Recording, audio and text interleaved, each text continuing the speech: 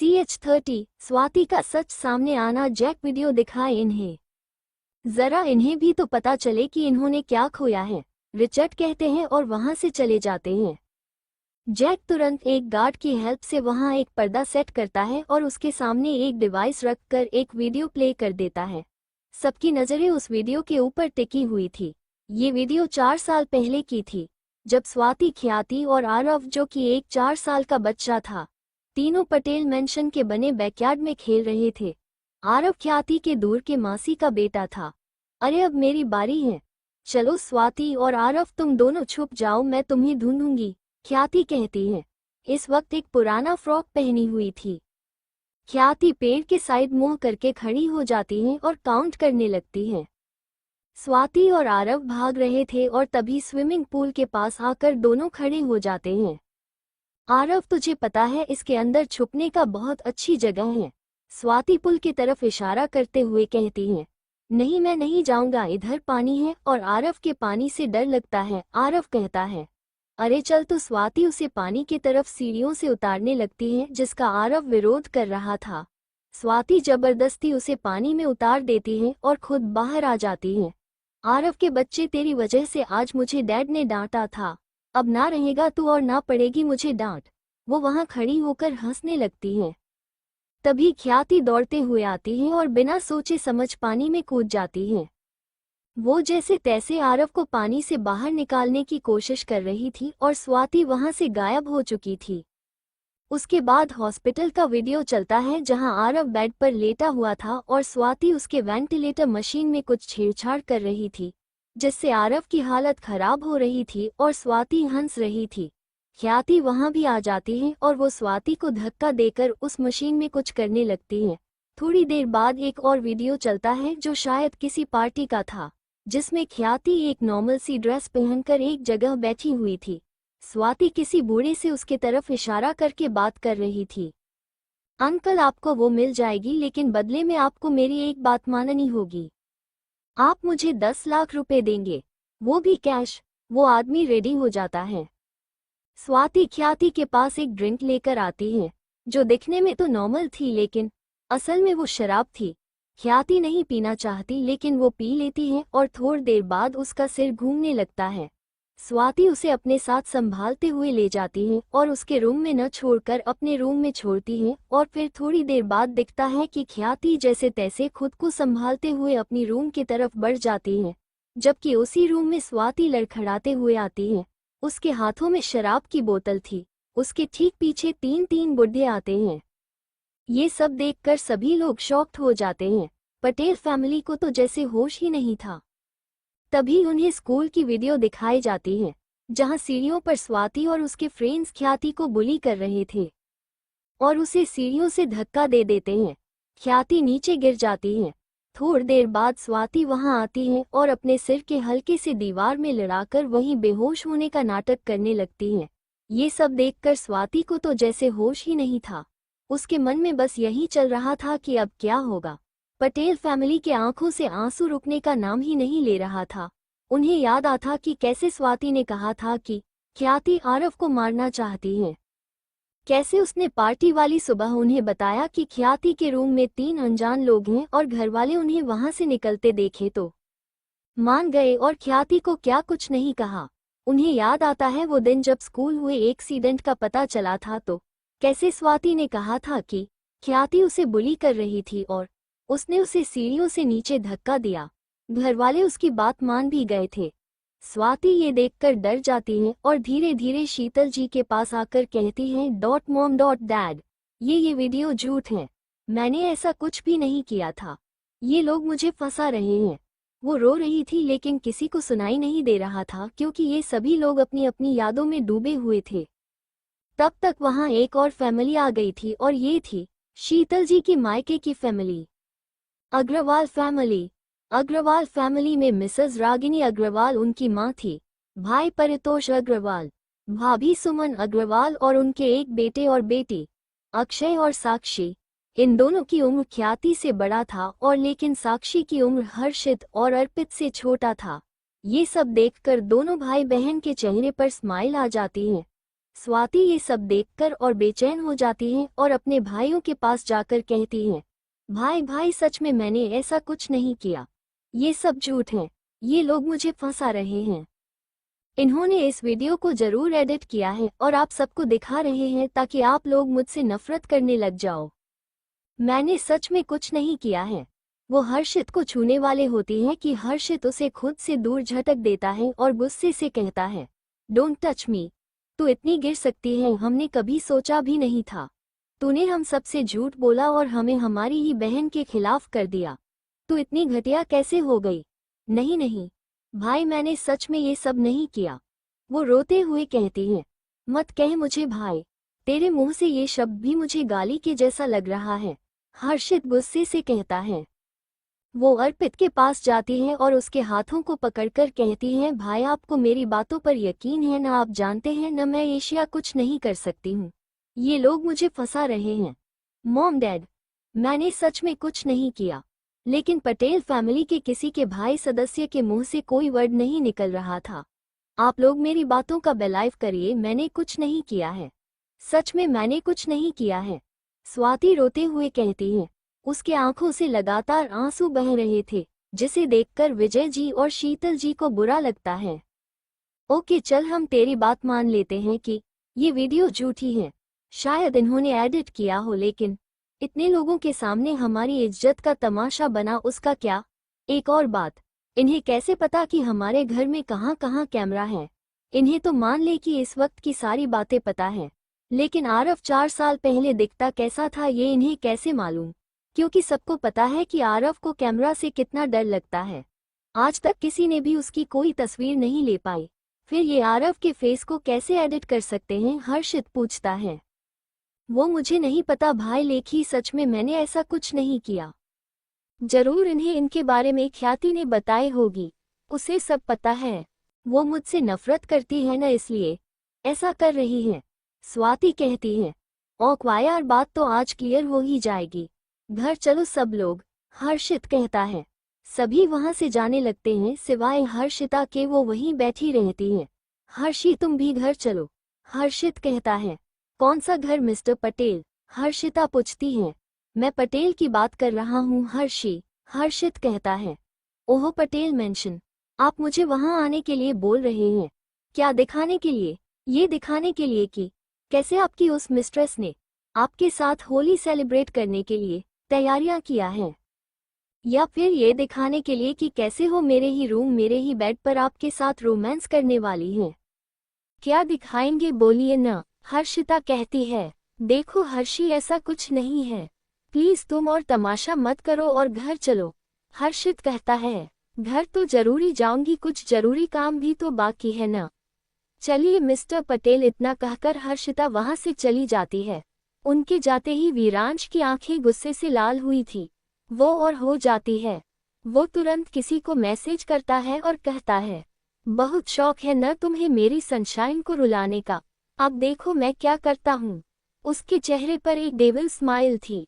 इधर ओबरॉय मैंशन में ख्याति अभी भी बेहोश थी। प्रिंसेस प्लीज होश में आ जाओ, देखो प्लीज डैड को और परेशान मत करो, आपको पता है न डैड आपके बिना नहीं रह पाते हैं, प्लीज अपनी आंखें खोलो। रिचर्ड के आंखों से आंसू गिर रहा था, बाकी सभी बस उन्हें देख रहे थे। ये रिचर्ड अंकल कितना प्यार करते हैं न ख्याति से, देखो कैसे उसके लिए रो रहे हैं। साक्षी कहती है, हाँ वो तो है, हमने देखा है, वो उसके बिना एक क्षण नहीं रह पाते हैं। अक्षय कहता है। तभी वीरांश वहां आता है, उसके हाथों में एक बोतल होती है। वो जैसे ही ख्याति को छूने वाला था कि रिचर्ड उसके हाथ को पकड़ लेते हैं और गुस्से से घूरते हुए कहते हैं, डोंट टच हर। क्या कहा था तुमने कि तुम्हारे यहाँ रहते हुए मेरी प्रिंसेस को कुछ नहीं होगा? लेकिन क्या हुआ? वो जब से यहाँ आए हैं तब से कुछ न कुछ हो रहा है उसके साथ, फिर क्या प्रोटेक्ट कर रहे हो? बोलो, तुम्हारे कहने पर हम अमेरिका से यहाँ आए और यहाँ आकर क्या हुआ? बोलो, देखो कैसी हालत है उसकी। सभी बस उन्हें देख रहे होते हैं क्योंकि किसी को कुछ समझ नहीं आ रहा था। वीरांश कुछ नहीं बोलता है और बस उसकी नजरें ख्याति के ऊपर टिकी हुई थी। वो रिचर्ड से अपना हाथ छुड़ाता है और उस बोतल को खोलकर ख्याति के मुंह में डाल देता है। आज के लिए इतना ही, बाकी जल्दी मिलते हैं। आखिर क्या होगा आगे? क्या फैमिली वाले मानेंगे उस वीडियो की बात या फिर स्वाति चलेगी कोई और इमोशनल कार्ड? और क्या हर्षिता ने जो कहा वो सच है? और कैसे जानता है रिचर्ड वीरांश को? जानने के लिए बने रहिए हमारे साथ, बाकी जल्दी मिलते हैं। प्लीज लाइक, कमेंट, शेयर और रिव्यू जरूर करें। CH31 पटेल फैमिली की बदनामी। पटेल मेंशन हॉल में सभी शॉक्ड होकर खड़े थे, क्योंकि उनके ठीक सामने एक लड़की हर्षित के गले लगी हुई थी। ये लड़की कोई और नहीं बल्कि हर्षित की सेक्रेटरी लिली थी। हुआ कुछ ऐसा था कि लिली आज सुबह से ही पटेल मेंशन में आई हुई थी और हॉल में बैठे हर्षित का इंतजार कर रही थी। जैसे ही वो अंदर आया, वो भागते हुए आई और उसके गले लग गई। हर्षित के चेहरे पर एक डर और गुस्सा दोनों नजर आने लगता है। गुस्सा इस बात का कि वो यहाँ क्या कर रही है, और डर इस बात का कि अब उसकी ये सीक्रेट सबके सामने आ गई। मम्मा, ये आंटी कौन है और ये डैड के गले क्यों लगी हुई है? क्या ये वही है जिसके लिए डैड आपसे और मुझसे प्यार नहीं करते? हर्ष पूछता है। हाँ बेटा, ये वही है जिसके लिए आपके डैडी आपको प्यार नहीं करते। मम्मा से तो उन्होंने कभी किया ही नहीं, हर्षिता धीरे से कहती है। लेकिन उसकी आवाज सबने सुन ली थी। हर्षित ये जानकर काफी अजीब लगा कि उसके बेटे को भी ये बात पता है। हर्षित लिली को खुद से दूर करता है और गुस्से से पूछता है, तुम्हारी हिम्मत कैसे हुई यहाँ आने की? हर्षित बेबी, तुम गुस्सा क्यों हो रहे हो? क्या भूल गए कि आज क्या है? आज होली है और हर साल हम दोनों साथ में होली खेलते थे, तो सोचा कि इस बार भी खेलेंगे। लिली कहती है। ये सुनकर घर वालों की होश उड़ जाता है। धीरे धीरे उन्हें समझ आने लगता है कि क्यों उनके बहू बेटे का रिश्ता इतना बिगड़ा हुआ है। तभी लिली की नज़र घर वालों पर पड़ती है तो वो तुरंत हर्षित से अलग हो जाती है। थोड़ी देर बाद सभी हॉल में खड़े थे। मुझे तो शर्म आ रही है ये सोचकर कि मेरे दोनों बच्चे इतने गिरे हुए हैं। एक ने कितना कुछ गलत किया और सारा इल्जाम किसी और पर डाल दिया, और दूसरे ने बीवी होते हुए भी बाहर अफेयर्स रखा। शीतल जी कहती हैं, सॉरी मॉम, मैं सच कह रही हूँ, वो सब मैंने नहीं किया। स्वाति रोते हुए कहती है, मत कहो मुझे माँ। अरे बचपन से मैंने तुम्हें पाला, ये जानते हुए कि तुम मेरी सगी औलाद नहीं हो। तुम्हारे लिए मैंने ख्याति को इस घर में आने से मना किया ताकि तुम्हें हट न हो, और तुमने क्या किया? ये सब और तो छोड़ो, तुमने आरव को मारने की कोशिश की। शीतल जी रोते हुए कहती हैं। स्वाति समझ जाती है कि उसका भंडा फूट चुका है। वो अपनी आखिरी इमोशनल कार्ड खेलती है और कहती है, आई एम सॉरी मम्मा, लेकिन मैं डर गई थी। मुझे लगा था कि ख्याति के आने के बाद आप लोग मुझे प्यार नहीं करोगे, बस इसलिए मैंने ये सब किया। सच में मम्मा, मैंने सोचा कि आप जैसे ख्याति को इस घर में लेकर आए वैसे ही मुझे इस घर से बाहर निकाल दोगे, इसलिए किया। सच्ची मम्मा, प्लीज मुझे माफ कर दो। डैड, मैं सच कह रही हूँ, मैं आप सबसे बहुत प्यार करती हूँ और इसी वजह से मैं डर गई थी। उसकी बातें सुनकर शीतल जी और विजय जी को थोड़ी बुरी लगती है। मॉम, मैं ख्याति से माफी मांग लूंगी, सच्ची। और उस पार्टी वाली रात मैं बहक गई थी।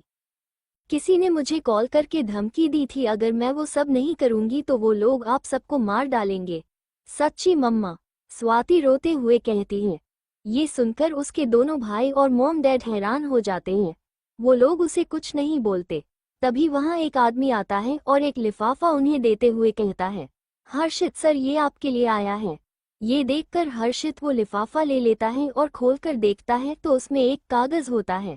ये कैसी कागज है? ये कहते हुए वो खोलता है तो पूरी तरह से शॉक्ड होकर हर्षिता की तरफ देखने लगता है। तुम ये कैसे कर सकती हो? तुम मुझसे डिवोर्स ले रही हो? क्यों? हर्षित पूछता है। क्यों नहीं ले सकती हूँ मिस्टर पटेल? मैंने आज से 3 साल पहले ही आपसे कहा था कि अगर आपने अपनी आदत नहीं सुधारी तो मैं आपको तलाक दे दूंगी, लेकिन आपको मेरी बातों का यकीन नहीं हुआ, तो मुझे ये करना ही पड़ेगा। न मैं कोई पुराने जमाने की लड़की नहीं हूँ मिस्टर पटेल की। आप जो करेंगे वो मैं चुपचाप देखती रहूंगी। मैं आज की लड़की हूँ। अगर आप बाहर जाकर मुंह मरेंगे तो मैं आपको तलाक देने में एक बार भी नहीं सोचूंगी। कल कोर्ट में आने के लिए रेडी रहिएगा, और हाँ, अपनी इस मिस्ट्रेस को भी लेकर जरूर आइएगा। हर्षिता कहती है, हाउ डेयर यू, तुम्हारी हिम्मत कैसे हुई मिस्ट्रेस कहने की? लिली गुस्से से उसे थप्पड़ मारने वाली होती है कि हर्षिता उसके हाथों को पकड़ लेती है और खींचकर एक थप्पड़ मारते हुए कहती है, मुझे कमजोर समझने की गलती मत करना। मैं ख्याति नहीं हूँ जिसके साथ तुम और ये घटिया लड़की बदतमीजी करोगी, उसके ऊपर हाथ उठाओगी और मैं चुपचाप सह लूंगी क्योंकि शायद इससे मेरी फैमिली मुझे अपना ले। मैं हर्षिता राणा हूँ, राणा फैमिली की इकलौती बेटी, जो तुम जैसी मिस्ट्रेस को सबक सिखाना अच्छी तरीके से जानती है। हर्षी, मुझे तुमसे बात करनी है। हर्षित कहता है, जो बात करनी होगी वो अब आप कोर्ट में करिएगा मिस्टर पटेल, वहां आपकी बातें मैं इत्मीनान से सुनूंगी। ये कहकर हर्षिता वहां से चली जाती है। चलो अच्छा हुआ बेबी की ये लड़की अपने आप हमारे रास्ते से हट रही है, अगर नहीं हटती तो शायद मैं और हमारा बेबी यहाँ नहीं आ पाते। हमारे बेबी को उसकी फैमिली का प्यार नहीं मिल पाता, लिली कहती है। हर्षित कुछ नहीं कहता और वहां से चला जाता है। अगली सुबह एक मैगजीन में आई हुई आर्टिकल और पिक्चर पूरी पटेल फैमिली को हिलाकर रख दिया था। ये आर्टिकल था ख्याति के बारे में। दरअसल आज बिजनेसमैन और इनके बच्चे के बारे में आर्टिकल छपी हुई थी, जिसमें ख्याति के बारे में भी लिखा हुआ था। उसके लिखा था कि ख्याति पटेल फैमिली की प्रिंसेस है और स्वाति नकली प्रिंसेस है। बचपन में गलती से शीतल पटेल ने अपनी सगी बेटी के जगह पर स्वाति को उठा लिया था और उसे पाला था। जब उन्हें पता चला कि उनकी असली बेटी कोई और है तो वो लोग उसे अपने घर लेकर आए, लेकिन मिस्टर एंड मिसेस पटेल के अलावा किसी ने उसे प्यार नहीं किया। उनके अलावा बाकी सभी फैमिली ने ख्याति को टॉर्चर किया और उसे एक मेंटल बना दिया, जबकि उस लड़की ने उनके प्यार पाने के लिए सब कुछ किया। आज से 4 साल पहले उन्होंने उसे घर से बाहर निकाल दिया और आखिरी में उसका एक्सीडेंट भी करवा दिया। ये सब पढ़कर हर को हैरान था। तभी टीवी में ये न्यूज आने लगती है, पटेल फैमिली ने किया एक 16 साल की बच्ची के साथ बुरा। कैसी माँ थी वो जिसने थोड़ी देर पहले पैदा की हुई बेटी को नहीं पहचाना और उसके जगह किसी और बच्ची को लेकर भाग गई, अपनी सगी बेटी को छोड़ दिया आग में मरने के लिए। 16 साल बाद जब पता चला तो वो लोग उस लड़की को लेकर आए, लेकिन जो प्यार और दुलार वो लड़की डिजर्व करती थी वो उसे नहीं मिल पाया। सुनिए उस लड़की की कहानी उसी के जुबानी। ये कहते हुए वो लोग कल के होली पार्टी के वीडियो को चलाने लगते हैं। वहीं ये सब देखकर पूरी फैमिली हैरान और परेशान थी। ये सब क्या हो रहा है? शीतल जी रोते हुए पूछती हैं, पता नहीं माँ ये सब क्या है। लगता है कल के पार्टी में कोई मीडिया वाला था और शायद उसने ये सब किया हो। तभी टीवी पर एक और वीडियो चलने लगती है। ये वीडियो काट कर दिखाई जा रही थी। इस वीडियो में अर्पित, हर्षित, विजय जी और शीतल जी ख्याति को मार रहे थे। कैसे स्वाति उसे टॉर्चर कर रही थी, कभी उसके बालों को खींचती तो कभी उसे मेंटली टॉर्चर करती।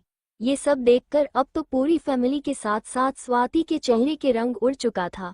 तभी उनके फोन बजने लगते हैं और पता चलता है कि पूरे मीडिया वाले उनके खिलाफ हो गए हैं और उनके शेयर भी लगातार गिरने लगते हैं। मॉम ये सब क्या है? ये मैंने नहीं किया, सच्ची मॉम ये सब झूठ है। स्वाति रोने लगती है। उसके रोने से किसी को कोई फर्क नहीं पड़ रहा था। तभी उस पर एक और न्यूज वायरल होती है और ये थी हर्षित के अफेयर्स के बारे में। ब्रेकिंग न्यूज, मिस्टर हर्षित ने किया अपनी ही वाइफ को चीट। उनका अफेयर्स उनके ही सेक्रेटरी से चला। अब उनकी सेक्रेटरी बनने वाली है उनके बच्चे की मां। क्या एक्शन होगा MRS हर्षिता पटेल के? क्या वो अब उनके साथ रहेंगी या फिर अपने बच्चे के साथ उस घर को छोड़ देंगे? कैसी घटिया फैमिली है ये। परिवार ने सगी बेटी को नहीं अपनाया और उसी परिवार के बेटे ने अपनी ही वाइफ को चीट किया। क्या होने वाला है आगे, जानने के लिए बने रहें हमारे साथ। ये सब देखकर हर्षित के पैरों के तले जमीन खिसक गई थी, लेकिन हर्षिता के चेहरे पर कोई भाव नहीं था। ये सब तुमने किया ना? हर्षित गुस्से से कहता है। कश कि ये सब मैंने किया होता मिस्टर पटेल, मगर अफसोस कि मैंने ये नहीं किया। लेकिन अगर आपने मेरे साथ बदतमीजी करने की कोशिश किया ना तो मैं और बहुत कुछ कर सकती हूँ, हर्षिता कहती है और वहां से चली जाती है। आज के लिए इतना ही, बाकी जल्दी मिलते हैं। आखिर क्या असर होगा अब, जानने के लिए बने रहें हमारे साथ। बाकी जल्दी मिलते हैं। प्लीज लाइक, कमेंट, शेयर और रिव्यू जरूर करें। CH32 ख्याति का गुस्सा और सामान का जलाना। आज के हुए इस हादसे से पूरी पटेल फैमिली को बर्बादी हो चुकी थी। अर्पित और हर्षित अपनी अपनी सोर्स यूज करके किसी तरह उस न्यूज को तो हटवा दिए थे, लेकिन मैगजीन से हटवाना पॉसिबल नहीं था क्योंकि इसे न जाने कितने लोगों ने खरीदा था। उन्होंने एक वीडियो क्लिप भी डलवाया जिसमें ये साफ साफ था कि ये सारी न्यूज जो दिखाई जा रही हैं वो झूठी हैं। ये सब करके वो थोड़ी आराम से बैठे थे। हर्षिता किचन में दादू दादी, रिचर्ड और श्रद्धा जी के लिए कॉफी के साथ साथ ख्याति के लिए जूस बना रही थी। तभी स्वाति किचन में आती हैं और कहती हैं, भाभी क्या आप मेरे लिए भी एक कप कॉफी बना देंगी? क्यों तुम्हारे हाथ पैर में जंग लग गए हैं या फिर टूट गए हैं? हाँ, शायद ऐसा हो भी सकता है। ये कहकर हर्षिता वहां से चली जाती है। बहुत जुबान चल रही है न इनकी, लगता है जुबान को काबू करना ही पड़ेगा। स्वाति जाती हुई हर्षिता को नफरत भरी नजरों से देखते हुए कहती है। वो खुद से कॉफी बनाने लगती है। इधर हर्षिता आकर उन्हें कॉफी देती है और ख्याति को उसका जूस। हर्षिता, हमें तुमसे कुछ बात करनी है, विजय जी कहते हैं। कहिए क्या बात करनी है आपको? हर्षिता बिना किसी भाव के कहती है। हम चाहते हैं कि तुम हर्ष को एक और मौका दो। मैं तुमसे वादा करता हूँ कि अगर वो उस लड़की को नहीं छोड़ा तो मैं खुद तुम्हारा तलाक करवा दूंगा, विजय जी कहते हैं। हर्षिता बिना किसी भाव के उनके चेहरे पर देखती है और कहती है, आप क्या चाहते हैं? जो दुख और दर्द आपने अपनी सगी बेटी को दिया है उसी दर्द के लिए मैं अपने बेटे को इस घर में रखूं। आप क्या चाहते हैं कि मेरे बेटे पर भी वही असर पड़े जो आपके बेटे पर पड़ा है? जिस तरह से आपने अपनी ही बेटी को गलत समझा और आपके बेटे ने अपनी प्यारी बेटी के कहने पर मुझे, जैसे आपने पूरी दुनिया में ये नहीं बताया कि आपकी ख्याति नाम की कोई बेटी भी है, वैसे ही आपके बेटे ने भी ये किसी को नहीं बताया कि वो शादीशुदा है। अगर वो न्यूज वायरल नहीं हुआ होता तो किसी को पता ही नहीं चलता कि आपके बेटे शादीशुदा हैं। और आप चाहते हैं कि मैं यहाँ रहूं ताकि आप लोगों की तरह मेरा बेटा भी बने और वो भी सही गलत इंसान न पहचान पाए। माफ करिएगा मिस्टर पटेल, लेकिन मुझसे ये नहीं होगा। मैं अपने बेटे के ऊपर आपके और आपकी इस घटिया फैमिली की छाया भी नहीं पड़ने दूंगी। तलाक तो होगा और वो भी कल के कल, हर्षिता कहती है और वहां से चली जाती है। बेशर्मी की भी हद होती है। लोग इतने बेशर्म होते हैं ये तो मुझे पता ही नहीं था। ख्याति जूस पीते हुए कहती है। स्वाति कॉफी लेकर आती है और देखती है कि उसकी पूरी फैमिली वही है तो वो नाटक बनाते हुए ख्याति के पास जाती है और कहती है, आई एम सॉरी ख्याति, प्लीज मुझे माफ कर दो। आज तक मैंने जो जो तुम्हारे साथ किया उन सब के लिए सॉरी। मैं सच में तुम्हारे आने से डर गई थी। मुझे लगा था कि मैं अब सबसे दूर चली जाऊंगी, बस इसलिए तुम कहो तो मैं कान पकड़कर सॉरी भी बोलने को तैयार हूँ। तुम जो बोलोगी मैं वो सब करूंगी, बट प्लीज मुझे माफ कर दो। ये कहते हुए जैसे हो वो ख्याति को छूने वाली थी कि ख्याति अपनी जगह से हट जाती है। डोंट टच मी, वरना तुम्हारे इस गंदे हाथ के वजह से मैं गंदी हो जाऊंगी। प्लीज तुम दूर रहो मुझसे। कितनी गंदी बदबू आ रही है तुमसे, ख्याति नाक बंद करते हुए कहती है। उसके ऐसे कहने से सभी को हंसी आने लगती है। स्वाति गुस्से से वहां से जाने लगती है। तभी ख्याति अपना पैर आगे लगा देती है। स्वाति संभाल नहीं पाती है और ख्याति के ऊपर गिराने लगती है, लेकिन मौका देखते ही ख्याति वहां से हट जाती है। स्वाति खुद को संभाल लेती है लेकिन कॉफी सोफे पर गिर जाती है जिससे उसका हाथ भी जल जाता है। ये देखकर दोनों भाई दौड़ते हुए ख्याति के पास आते हैं और उसे देखकर कहने लगते हैं, बच्चा तुम ठीक है? तुम्हें कहीं लगी तो नहीं? ख्याति कुछ नहीं बोलती, बस उनके हाथ को अपने हाथ से दूर कर देती है। दोनों भाई उसे देखने लगते हैं। झूठी परवाह की मुझे जरूरत नहीं है मिस्टर पटेल। वैसे आप लोगों के अच्छा है। बहन माफी मांगने के बहाने जलाना चाहती हैं और भाई झूठी परवाह दिखाकर फायदा उठाना चाहते हैं। ये तुम क्या कह रही हो? हमें सच में तुम्हारी परवाह है। माना कि पास्ट में हमने गलतियां की लेकिन उसका अफसोस है हमें। प्लीज हमें माफ कर दो। अर्पित कहता है, अरे अरे ये आप क्या कर रहे हैं मिस्टर पटेल? आप एक प्रोस्टिट्यूट के सामने झुककर माफी मांग रहे हैं। कल को अगर किसी को पता चल गया तो क्या मुंह दिखाएंगे आप दोनों? ख्याति तंज कसते हुए कहती है। उसकी बातों से उन्हें और भी पछतावा होने लगता है। उन दोनों का चेहरा शर्म से नीचे झुक जाता है क्योंकि उनके पास कहने को कोई शब्द ही नहीं बचे थे। स्वाति जो कब से उन्हें देख रही थी उसे और गुस्सा आने लगता है क्योंकि अब तक उसके दोनों भाइयों में से किसी की नज़र उसके ऊपर नहीं पड़ी थी। वो उनका ध्यान अपनी तरफ खींचने के लिए झूठी दर्द का दिखावा करती हैं और एक आह निकालती हैं। कोई कुछ कहता उससे पहले ही एक गार्ड वहां आता है और कहता है, मिस, बाहर कुछ लोग आए हैं जो आपसे मिलना चाहते हैं। ओके, इतना बोलकर ख्याति वहां से उठकर जाने लगती है और जानबूझकर वो स्वाति के पैरों के ऊपर से चढ़कर जाती हैं। स्वाति, जो अब तक सिर्फ नाटक कर रही थी, उसे अब सच में दर्द होने लगता है। बाहर कुछ लोग अपने हाथ में कई सारे शॉपिंग बैग्स लेकर खड़े थे। माम, ये सर ने भेजवाया है, एक गार्ड आकर कहता है। इसे वापस ले जाओ और अपने बॉस से कहना कि मुझे धोखा देने वाले और दिखावा करने वाले लोग बिल्कुल भी पसंद नहीं है। ख्याति गुस्से से कहती है क्योंकि उसे पता था कि ये सामान किसने भेजवाया है। लेकिन माम, हम इसे वापस नहीं ले जा सकते, बॉस ने सख्त ऑर्डर दिया है। इसे आपके पास डिलीवर करके ही आए, एक लेडीज गार्ड कहती है। अच्छा, तो तुम्हारे बॉस ने ऑर्डर दिया है। एक काम करो, इन सारे सामान को यहाँ रख दो और जाओ यहाँ से, ख्याति कहती है।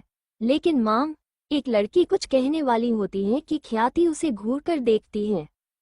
अब तक पूरी फैमिली वहां आ चुकी थी। ये सब क्या है? सभी कंफ्यूज नजर आ रहे थे।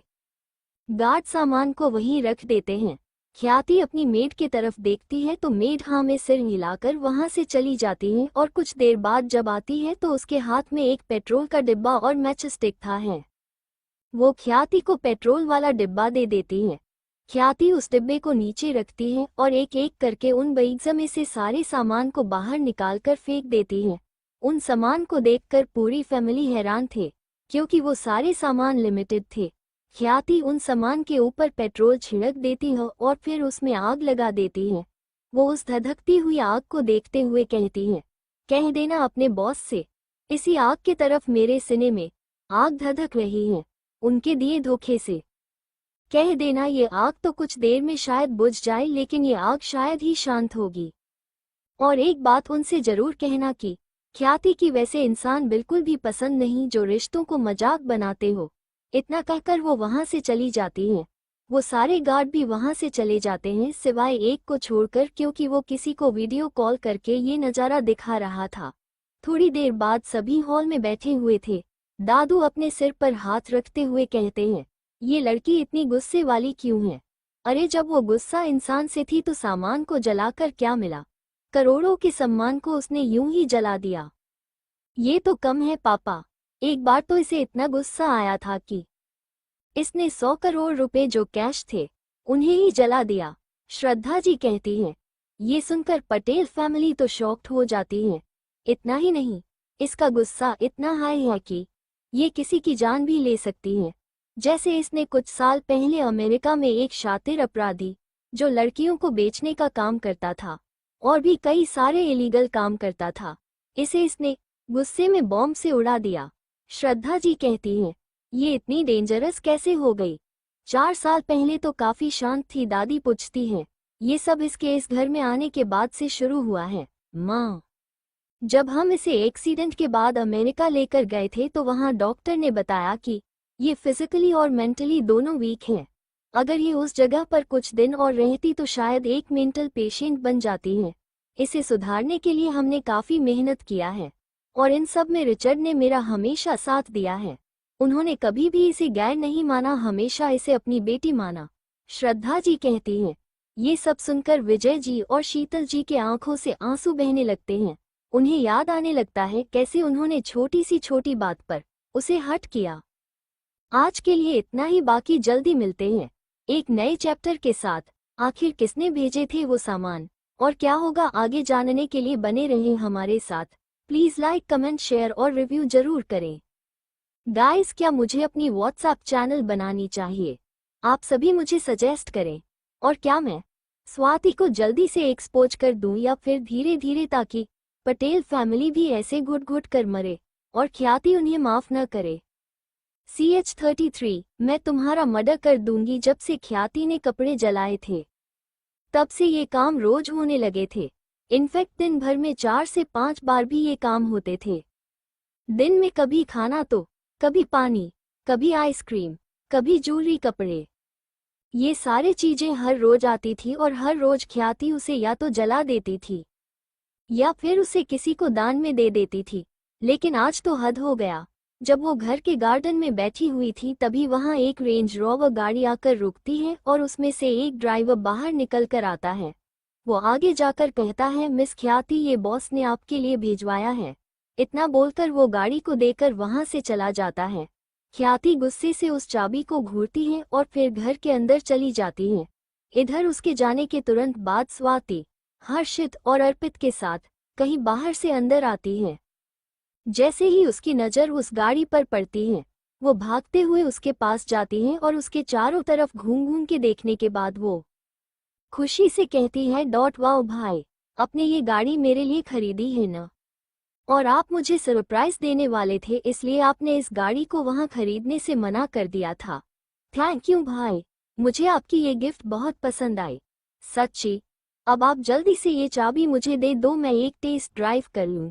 ये कहकर वो उस गाड़ी में बैठने के लिए दरवाजा खोलने लगती है, लेकिन दरवाजा नहीं खुलता है। ये क्या भाई, दरवाजा तो खुल ही नहीं रहा है। स्वाति बच्चों जैसे मुंह बनाकर कहती है। अर्पित कुछ कहता उससे पहले ही ख्याति वहां आती है और उस गाड़ी के ऑन कर देती है। ये देखकर स्वाति गुस्से से ख्याति को घूरती है और कहती है, ख्याति, ये चाबी तुम मुझे दे दो, ये गाड़ी भाई ने मेरे लिए खरीदी है, तुम कोई और गाड़ी लेकर जाओ। अच्छा, तो ये गाड़ी तुम्हारे भाइयों ने खरीदी है, सही है, कचरे जैसी बहन के लिए कचरे जैसे भाई। अब कोई कचरा ही खरीदेगी, क्योंकि जिस गाड़ी की तुम बात कर रही हो वो खरीदने की इनकी औकात नहीं है, समझी? अब हटो मेरे रास्ते से। ख्याति गुस्से में से घूरते हुए कहती है, देखो ख्याति, मानती हूँ कि तुम मुझसे नफरत करती हो, लेकिन इसका मतलब ये तो नहीं न कि तुम भाई से भी नफरत करो। वो सिर्फ मेरे ही नहीं, तुम्हारे भी भाई हैं, तो प्लीज तुम उनसे ऐसे बात मत करो। स्वाति इनोसेंट सा फेस बनाकर कहती है, ओह रियली, होंगे ये तुम्हारे भाई, लेकिन मेरे तो बिल्कुल भी नहीं है, समझी? अब हटो सामने से, मुझे देरी हो रही है।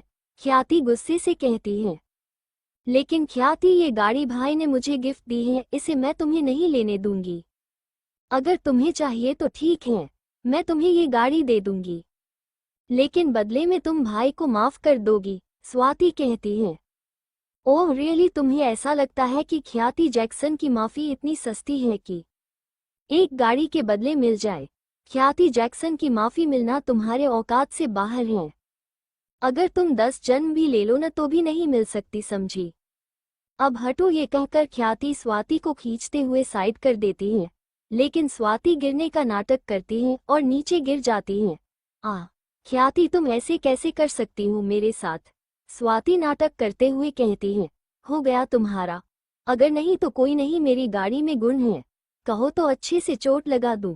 ख्याति गाड़ी में बैठते हुए कहती है और वहां से निकल जाती है। दोनों भाई नामे सिर हिलाकर वहां से चले जाते हैं। ये देखकर स्वाति को काफी गुस्सा आता है, वो जैसे तैसे उठकर वहां से चली जाती है। इधर ख्याति गुस्से से ट्रैफिक रूल तोड़ते हुए एक बड़े से इमारत के सामने पहुंचती है। वो बिल्डिंग काफी दूर तक फैली हुई थी और चारों तरफ के नज़ारे काफी खूबसूरत थे। वो उस बिल्डिंग के सामने गाड़ी पार्क करती है और एक जोर की आवाज देती है, मिस्टर वीरांश ओबरॉय, बाहर निकलो।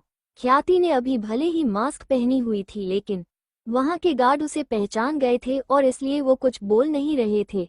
सुनो, जाओ जाकर कह दो अपने बॉस से, वो ऐसे छुपे नहीं, बहुत दिन हो गए ये लुका छुपी वाले खेल, अब बोलो सामने आए, अभी के अभी। ख्याति गार्ड को देखते हुए कहती है। उसके ऐसे चिल्लाने से कोई सारे लोग ऑफिस के अंदर से बाहर आ चुके थे। सबकी नजरें ख्याति की खूबसूरती पर टिकी हुई थी। उन्होंने शायद आज से पहले कभी भी इतनी सुंदर लड़की नहीं देखी थी। ख्याति ने एक शॉर्ट ड्रेस पहनी हुई थी और उसके साथ स्नीकर्स डाली हुई थी। वो सच में खूबसूरत लग रही थी। वीरांश ओबरॉय, कहाँ हो, बाहर निकलो वरना अच्छा नहीं होगा। ख्याति इस बात एकदम गुस्से से कहती है।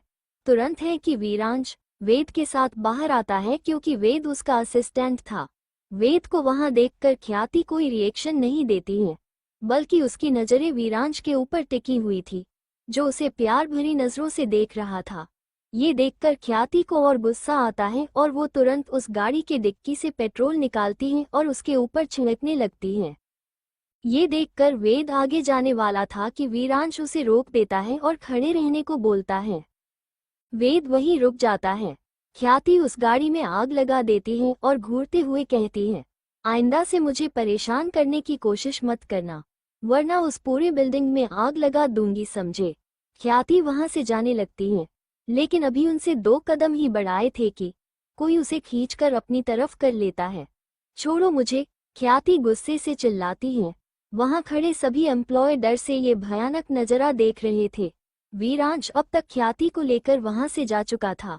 ये देखकर वेद तुरंत गार्ड को ऑर्डर देता है कि गाड़ी में लगी आग को बुझाया जाए। गार्ड तुरंत अपने काम में लग जाते हैं और थोड़ी देर में आग बुझ जाती है। पता नहीं क्या करती है ये लड़की, बाप रात इसके गुस्से से तो भगवान बचाए, वेद कहता है और सभी एम्प्लॉय को अंदर जाने को बोलता है। इधर वीरांश लगातार गाड़ी ड्राइव कर रहा था और ख्याति गुस्से से चिल्ला रही थी, छोड़ो मुझे, वरना मैं तुम्हारे इस गाड़ी में भी आग लगा दूंगी, समझे। यू धोखेबाज इंसान, छोड़ो मुझे, वरना मैं तुम्हारा मर्डर कर दूंगी। ख्याति चिल्लाते हुए हाथ पैर मार रही थी, लेकिन कुछ नहीं कर पा रही थी क्योंकि वीरांश उसे अपने बाहों में जकड़े हुए रखा था। थोड़ी देर शांत रहो, फिर जो करने का मन करे वो कर लेना, मैं बिल्कुल भी नहीं रोकूंगा, वीरांश गहरी आवाज में कहता है। आज के लिए इतना ही, बाकी जल्दी मिलते हैं। आखिर कहाँ लेकर जा रहा है वीरांश, ख्याति को जानने के लिए बने रहिए हमारे साथ। प्लीज लाइक, कमेंट, शेयर और रिव्यू जरूर करें। CH34 हर्षिता का डिवोर्स। यू धोखेबाज इंसान, छोड़ो मुझे, वरना मैं तुम्हारा मर्डर कर दूंगी, छोड़ो मुझे, ख्याति गुस्से से चिल्लाते हुए कहती है। बस थोड़ी देर शांत रहो, फिर जितना चिल्लाना है चिल्ला लेना, जितना गुस्सा करना ही कर लेना, वीरांश गाड़ी ड्राइव करते हुए कहता है। थोड़ी ही देर में वो दोनों शहर से बाहर एक बड़े से खुले मैदान में थे। वीरांश गाड़ी पार्क करता है और ख्याति को बाहर निकालता है। अब चिल्लाओ जितना चिल्लाना है, वीरांश कहता है और एक साइड में खड़ा हो जाता है। ख्याति बाहर निकलती है और गुस्से से काफी जोर से दरवाजा बंद करती है।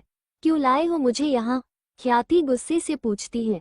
तुम्हें गुस्सा करनी थी न, तो सोचा इधर करोगी तो कोई नहीं होगा देखने वाला और सुनने वाला, सो कंटिन्यू, चिल्लाओ जितना चिल्लाना है, वीरांश कहता है। ख्याति को सच में गुस्सा आता है और वो गुस्से से काफी जोर से चिल्लाती है, सबके सब झूठे हैं यहाँ, सब अपने मतलब के लिए एक दूसरे से प्यार करने का दिखावा करते हैं, असल में कोई किसी से प्यार नहीं करता है, कोई भी नहीं। इतना बोलकर वो जोर जोर से रोने लगती है। वो सच में हर्ट थी, क्योंकि उसे अपने माँ बाप के बाद अगर किसी पर भरोसा था तो वो था उसका मिस्टर इनविजिबल, लेकिन जब उसने उसे देख लिया तो वो हट जो गई। उसके माइंड में बस यही चल रहा था कि ये भी उसके साथ कोई गेम खेल रहा है। वीरांश उसके मन के बात समझ रहा था। वो उसे पीछे से पलटते हुए गले से लगा लेता है और काफी नर्म आवाज में बोलता है, sunshine don't cry, I am sorry कि मैंने तुमसे ये बात छुपाई, लेकिन मैं क्या करता, सामने से तुम मुझसे बात करने के लिए राजी ही नहीं थी। जब भी मैं तुम्हारे सामने आता था तो तुम गुस्से से मेरे ऊपर ही भड़क जाती थी, और फिर मैं ऐसे बार बार तुम्हारे सामने आकर अपने दुश्मनों को ये नहीं बताना चाहता था कि इस दुनिया में मेरी कोई कमजोरी भी है। सच में इसलिए मैंने तुम्हें नहीं बताया। आना चाहता था मैं तुम्हारे सामने, सोचता था जैसे बाकी सभी लड़के अपनी अपनी गर्लफ्रेंड के साथ घूमते हैं, मस्ती करते हैं, मैं भी करूं, लेकिन मैं मजबूर था। मैं नहीं चाहता था कि तुम्हें और हर्ट हो। हर बार मैं तुम्हारे सामने आना चाहता था, लेकिन हर बार मुझे सीएम साहब की बातें बीच में रोक देती थी। मैं हमेशा परछाई की तरह तुम्हारे पास रहता था, क्योंकि सीएम साहब चाहते थे कि तुम इंडिपेंडेंट बनो, तुम्हें किसी के सहारे की जरूरत ना हो, ये दुनिया तुम्हें तुम्हारे नामों से जाने, न कि किसी और के। इनफैक्ट मैं भी यही चाहता था। जानती हो, दूसरी बार मैं मिला था तुमसे भाई की शादी में, और तुम्हें देखते ही मेरे अंदर जो तुम्हारे लिए प्यार था वो गहरा हो गया। मैं तभी तुम्हें अपने साथ रखना चाहता था, लेकिन शादी के कुछ दिन बाद ही मुझे पता चला कि तुम अपनी रियल फैमिली के पास वापस चली गई। वहां मुझे पता चला कि तुम्हारी शादी बचपन में ही फिक्स हो गई है, तो मैं कितना हर्ट हुआ। मैं तुमसे दूर जाना चाहता था, लेकिन नहीं जा पाया, क्योंकि दिल के हाथों मजबूर था। फिर मैंने तुम्हारे ऊपर दूर से ही नजर रखनी शुरू कर दी, और जब भी तुम सैड होती तो तुम्हें हंसाने की कोशिश करता। जब मैंने तुम्हारे घर में ही रही तुम्हारे साथ के बर्ताव को देख तो मुझे सीएम साहब की बातें सही लगी। वीरांश उसे ये सब बता रहा था, लेकिन ख्याति की वो रिएक्शन नहीं दे रही थी। वो जब उसे अपनी तरफ करके देखता है तो ख्याति शायद सो चुकी थी। वो हल्का सा हंसता है और कहता है, मुझे पता था जब तुम ये बोरिंग स्टोरी सुनोगी तो सो जाओगी। अच्छा हुआ अब शायद तुम्हारा गुस्सा कम हो जाए, क्योंकि मैं तुम्हें चाहकर भी सच बता नहीं सकता हूँ, क्योंकि मैं नहीं चाहता कि तुम उनसे दूर हो जाओ। मेरी जिंदगी को तुम वो पहली लड़की हो जिसे मैंने छुआ, जिसके लिए एक 7 साल के बच्चे का दिल धड़का, और तुम उसमें हमेशा के लिए कैद हो गई। मेरा इनविजिबल होना भी एक साजिश ही थी, जो मुझे तुम्हारे करीब रहने में मदद करती थी। वीरांश उसे लेकर वहां से चला जाता है। इधर पटेल मेंशन में स्वाति रोने का ड्रामा कर रही थी। मॉम सच में मुझे वो गाड़ी चाहिए। आपको पता है, मैं भाई से बोली लेकिन उन्होंने मेरी बात नहीं मानी। प्लीज आप कुछ करिए न, मुझे वो गाड़ी दिलवा दीजिए प्लीज मॉम। बस करो, स्वाति कब से रोए जा रही हो। मैं तुमसे कितनी बार कहूं कि वो गाड़ी लिमिटेड थी और उसे हम अफोर्ड नहीं कर सकते, क्योंकि उसे बनाने वाले ने अपने किसी खास के लिए वो गाड़ी बनाई थी। अगर हम उसे अपनी पूरी प्रॉपर्टी भी दे दे तो वो नहीं बनाएगा। तुम ये जिद छोड़ो, अब तुम कोई 4 साल की बच्ची नहीं हो, शीतल जी कहती हैं। स्वाति उनकी डांट सुनकर चुप हो जाती है। दूसरी तरफ हर्षित और हर्षिता दोनों एक जज के सामने खड़े थे, क्योंकि आज उन्हें कोर्ट ने बुलाया गया था। एक बार और सोच लो हर्षी, कहीं तुम डिवोर्स लेकर हर्ष के साथ कोई धोखा तो नहीं कर रही हो। तुम्हें भी पता है कि हर्ष मुझसे कितना प्यार करता है। हर्षित कहता है, मैंने सोच लिया है मिस्टर पटेल, और मेरा बेटा खुद ऐसे लोगों के साथ नहीं रहना चाहता है। हर्षिता बिना किसी भाव के कहती है। हर्षित कुछ नहीं बोलता है। थोड़ी देर में दोनों अंदर जाते हैं और जज के समाने चेयर पर बैठ जाते हैं। तो आप दोनों डिवोर्स लेना चाहते हैं, बता सकते हैं क्यों? जज पूछते हैं। मैं डिवोर्स नहीं लेना चाहता जज साहब, हर्षित कहता है। ये सुनकर जज की नजरें हर्षिता की तरफ मुड़ जाती हैं। लेकिन मैं डिवोर्स लेना चाहती हूँ जज साहब, क्योंकि मैं ऐसी किसी भी रिश्ते के नहीं रह सकती जहाँ कोई इज्जत न हो, जहाँ पति तो हो लेकिन सिर्फ दुनिया की नजरों में, जहाँ मेरे बेटे का बाप तो हो लेकिन सिर्फ नाम के। मुझे ऐसे पति के साथ हरगिज नहीं रहनी है जज साहब, जो शादीशुदा होते हुए भी बाहर अफेयर्स रखे। जज साहब, जब कोई लड़की शादी करके ससुराल जाती है तो उसके मन में बहुत से अरमान होते हैं। उन अरमानों में एक अरमान होता है कि उसका पति उसे बहुत प्यार करे, लेकिन यहाँ तो ऐसा कुछ भी नहीं है सर। यहाँ तो पत्नी तो पति के प्यार के लिए तरस रही है, साथ ही एक 4 साल का बच्चा भी अपने बाप के प्यार के लिए तरस रहा है। आप बताइए जज साहब, किस बेस पर मैं रुकूं यहाँ? पिछले 4 साल से मैं ये सब देखती और बर्दाश्त करती आ रही हूँ, ये सोचकर कि मेरा पति सुधर जाएगा। मैं हर कोशिश करती आ रही हूँ कि मेरा पति मेरा ही जाए, मेरे बच्चे को उसके बाप का प्यार मिले, लेकिन मेरे पति को इस बात से कोई फर्क नहीं पड़ता जज साहब, क्योंकि इनकी मिस्ट्रेस तो इनके बच्चे की माँ बनने वाली हैं, और आई थी वो कल इन्हें होली की सरप्राइज देने। बाकी आप इस वीडियो को देख सकते हैं और चेक करवा सकते हैं, ये वीडियो की एडिट नहीं है। हर्षिता अपने फोन को जज साहब को देते हुए कहती हैं। जज साहब उस वीडियो को काफी देर तक देखते हैं और फिर उस वीडियो को एक आदमी को देकर चेक करने को बोलते हैं। आधे घंटे बाद वो आदमी आता है और जज साहब से कहता है कि ये वीडियो असली है। ये सुनकर जज साहब हर्षित की तरफ देखकर कहते हैं, मुझे आपसे ऐसी उम्मीद नहीं थी मिस्टर पटेल, इसलिए कोर्ट आप दोनों की तलाक को मंजूरी देती है। मिसेस हर्षिता, आपको जो एलिमनी चाहिए अपने पति से वो आप ले सकती हैं। जज कहता है, सॉरी जज साहब, लेकिन हमारे क्लाइंट को कोई एलिमनी नहीं चाहिए। इन्हें बस इतना चाहिए कि मिस्टर हर्षित दोबारा कभी भी हर्ष से मिलने की कोशिश न करे। एक वकील वहां आते हुए कहता है, अरे मिस्टर भास्कर, आप यहाँ? जज साहब कहते हैं, क्या करे जज साहब, आन तो था ही, आखिर इतनी बड़ी केस जो हाथ लगी है। तलाक को तो आप मंजूरी दे चुके हैं, लेकिन हम चाहते हैं कि आप हर्ष को कस्टडी भी हर्षिता को दे दें, क्योंकि ये इंसान तो कभी बच्चा चाहता हो नहीं था। ये तो इनके घर वालों के दबाव के कारण ये इन्हें हाँ करना पड़ा, वरना इन्होंने तो अबॉर्शन करवाने का सभी प्रोसेस कर लिया था। मिस हर्षिता को बिना बताए और झूठ बोलकर वो इन्हें हॉस्पिटल भी ले गए थे। वैसे भी इनके घर का एक पुराना नियम ये भी है कि माँ बाप अपने ही बच्चे को घर से दूर रहने के लिए पैसे देने जाते हैं, यहाँ तक कि किसी बाहर वाले के लिए अपने बच्चे को हट करने में भी पीछे नहीं हटते हैं। क्यों मिस्टर पटेल, मैं सही कह रहा हूँ ना? मिस्टर भास्कर कहते हैं। हर्षित समझ जाता है कि मिस्टर भास्कर कहाँ से बोल रहे हैं। वो कुछ भी नहीं बोलता, लेकिन उसका वकील बोलने वाला होता है कि उसकी नज़र मिस्टर भास्कर पर पड़ती है।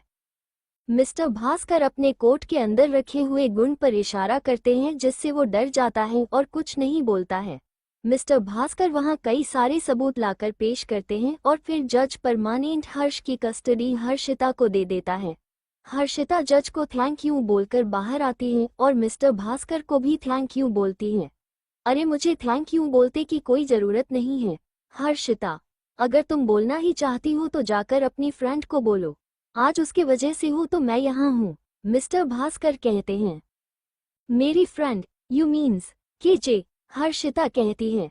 मिस्टर भास्कर हाँ में सिर हिला देती है। मिस्टर भास्कर वहाँ से चले जाते हैं। हर्षिता भी वहाँ से जाने लगती है तो हर्षित उसके सामने आकर खड़ा हो जाता है और गुस्से से कहता है, बहुत खुश होगी न तुम मुझसे तलाक लेकर, अब मैं भी देखता हूँ कि कैसे तुम अपना और हर्ष का खर्चा उठाती हो। तुम मुझसे अलग हो रही थी, मैंने कुछ नहीं कहा, लेकिन तुमने मुझसे मेरे बच्चे को दूर कर दिया। इसका बदला तो मैं तुमसे लेकर रहूंगा। देखना एक दिन वो दिन भी आएगा जब वही बच्चा तुमसे ये कहेगा कि वो तुम्हारे साथ नहीं बल्कि मेरे साथ रहना चाहता है। ये आप सपने में सोचना अंकल। हर्ष की मम्मा अगर उससे दूर हो गई तो हर्ष अकेला रह जाएगा, लेकिन आपके पास कभी नहीं आएगा, क्योंकि हर्ष अगर पूरी दुनिया में किसी से सबसे ज्यादा नफरत करता है न तो वो हो आप। बहुत गंदे हो आप, हर्ष वहां आते हुए कहता है। फिर वो हर्षिता की तरफ मुड़कर कहता है, चले मम्मा, अब हम फ्री हैं, अब हमें कोई कहीं जाने से नहीं रोक पाएगा। ना इनकी बहन और वो गंदी लिली आंटी आपको परेशान कर पाएंगी और नहीं आपको रोना आएगा। जरूर मेरे बच्चे, हम जाएंगे यहाँ से दूर, सबसे दूर, हर्षिता कहती है। मम्मा फिर तो हर्ष कभी भी बुई और बड़े दादू दादी से नहीं मिल पाएगा, हर्ष कहता है। ये सुनकर हर्षित के चेहरे पर मुस्कान आ जाती है और वो सोचता है कि अब तो हर्षिता की उसके साथ रहना पड़ेगा, लेकिन आगे की बात सुनकर उसके होश उड़ जाते हैं। ऐसा नहीं होगा बेबी, हम यहाँ से आपके नानू के घर जाएंगे जो इसी शहर में हैं। अगर आपको कभी भी दादी दादू या बुई से मिलना होगा तो हम उनसे मिल भी लेंगे, और वैसे भी बुई तो हमेशा आपसे मिलने आएंगी। चलिए हम चलते हैं, नानू नानी आपके वेट कर रहे होंगे, हर्षिता कहती है। तभी उनके सामने एक टेस्ला आकर खड़ी हो जाती है। हर्षिता उस गाड़ी में बैठती है और वहां से चली जाती है।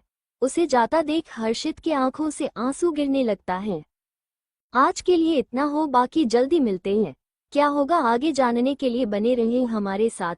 प्लीज यार like comment share and review करते रहे ताकि स्टोरी कंटिन्यू चलती रहे।